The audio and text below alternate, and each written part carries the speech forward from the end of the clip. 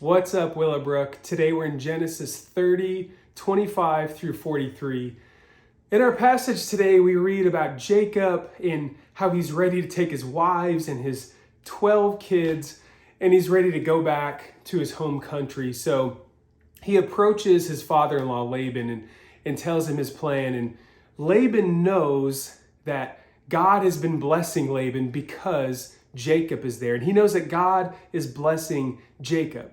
So he doesn't want to lose Jacob. He wants Jacob to stay. So just like he did in chapter 29, he tells Jacob to name his wage. So they come to an agreement. All the streaked and the spotted and speckled and dark colored animals will go to Jacob, and all the others will go to Laban. But what happens is they both kind of try to trick one another and get the better of one another. But in the end, what we find is that God still chooses to bless Jacob.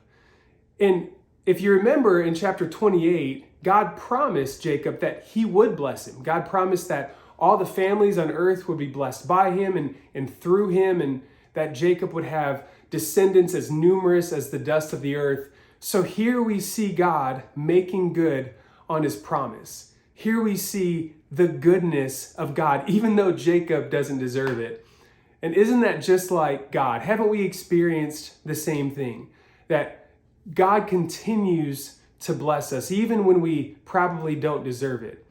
But even the times that we've worked really hard and we've done our best, ultimately, the successes that we've had and the blessings that we have, they all come from God.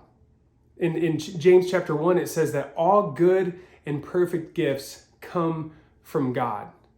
And this just shows how good God really is. So here's what I want you to do. When this video ends, just take a minute, take 2 minutes, 3 minutes, and just remember the successes that you have in life. Remember the blessings that God's given you, the good and the perfect gifts that God's given you, and thank him for being good. Thank him for his blessings.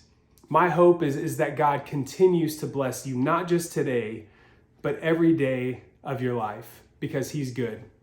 We'll see you next time.